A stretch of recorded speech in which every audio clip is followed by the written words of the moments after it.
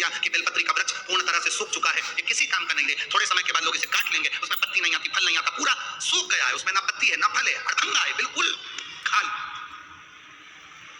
उस बेलपत्री के वृक्ष की जड़ को, उस तने को, उसको निकाल लो और उसकी एक अच्छी मुठिया बनाकर तैयार हो।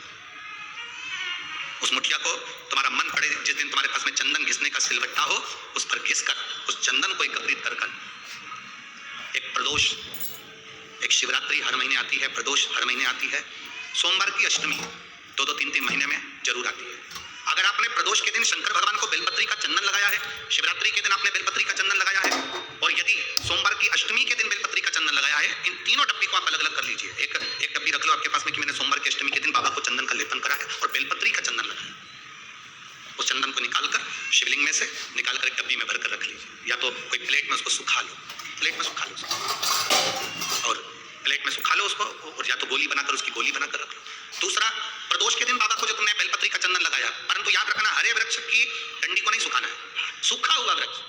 यदि आपने प्रदोष के दिन का चंदन बनाया है तो उसको बाबा पर लगाकर उसके लेपन को आप निकालकर उसकी गोली बनाकर लें। तीसरा, शिवरात्रि के दिन आपने बाबा को अगर बेलपत्री का चंदन लगाया है तो उसको शिवलिंग से उतारकर उसको प्लेट में सुखाकर उसकी गोली बनाकर रखें। अब प्रयोग करिएगा, कभी मौका मिल जाए तो प्रयोग कर देखिएगा। शरीर में कहीं पर भी गांठ पड़ गई हो और डॉक्टर कह रहा है कि इसका ऑपरेशन जरूरी है, तो प्रदोष के दिन जो आपने बाबा के ऊपर बेलपत्री की जड़ का जो चंदन का लेपन करा है, उसकी जो गोली बनाई है, उसको 15 दिन तक रोज एक गोली पानी से निकलना प्रारंभ करो।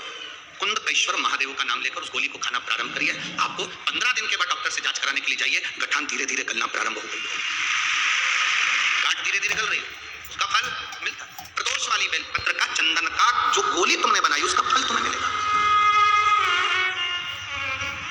अब सोमवार की अष्टमी के दिन का जो चंदन है, बाबा को जो तुमने बेलपत्री का चंदन का जो लेपन करा है, देखिए डॉक्टर हनुमान जी के यहाँ पर ये कथा चल रही है, करने वाला डॉक्टर हनुमान जी हैं, कराने वाले डॉक्टर हनुमान जी हैं, और सुनने वाले डॉक्टर हनुमान जी हैं, और बोलने वाले भी डॉक्टर हनुमान जी हैं।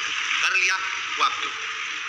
दूसरे नंबर पर है सोमवार की अष्टमी के दिन का चंदन, जो आपने बेलपत्री के जड़ को घिसा है। फिर कहूंगा, इस बात को विशेष बार बार कह रहा हूं कि हरे पेड़ को मत काट लेना, हरे पेड़ को नहीं, जो पेड़ पूरी तरह से सूख गया, ना पत्ती ना फल, उसको बजा कर देख लो कि ये पेड़ पूरा सूख चुका है, तब उस पेड़ की जड़, जो जिसको लोग काट कर ले जाने वाले हैं, बाहर फेंकने वाले, उसकी जड़।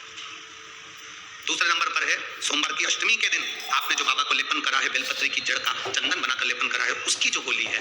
अगर बच्चा 8 साल का हो गया, 9 साल का हो गया, 10 साल का हो गया और वो गंदगी कर रहा है, बिस्तर पर गंदगी कर रहा है, सुसु कर रहा है, या अचानक उसको भय हो जाता है, या किसी ना किसी तरह से उसको रोग ग्रसित हो जाता है, उस बच्चे को भी आप छोटी सी गोली हफ्ते में केवल एक बार, जो सोमवार की अष्टमी के दिन जो आपने चंदन का लेपन करा है, हफ्ते में एक बार उस गोली को बच्चे को पीस कर पानी के साथ देना प्रारंभ करो। आपको धीरे धीरे उस बच्चे में आनंद की अनुभूति हो जाएगी, गंदगी नहीं कर सकता।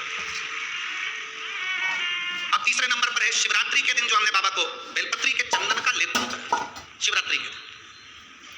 शिवरात्रि के दिन हमने बाबा को जो बेलपत्री का चंदन का लेपन करा, उस चंदन की गोली, कभी डॉक्टर कहते कि तुम्हारे रीढ़ की हड्डी में गैप हो गया है, तुम्हारी पीछे की जो रीढ़ की हड्डी उसमें गैप हो गया है, या आपकी जो हड्डियां हैं वो कमजोर हो गई हैं, या घुटने की हड्डी कमजोर हो गई है, कुर्सी पर बैठना पड़ रहा है, तो उस समय पर हफ्ते में 2 बार जो तुमने शिवरात्रि के दिन बाबा को चंदन का लेपन करा, उसकी जो गोली बनाई, वो हफ्ते में 2 बार आप उस बेलपत्री के चंदन की गोली को लेना प्रारंभ करो। रीढ़ की हड्डी में जो गैप होगा वो भराना प्रारंभ हो जाएगा।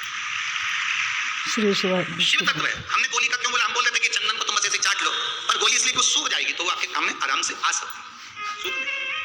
चंदन का तो चंदन का सूख है। महाराज बोल बम का नारा है, बाबा एक सहारा है, सारी समस्या का हल एक लोटा जल। शिव की भक्ति हमारा एक आनंद।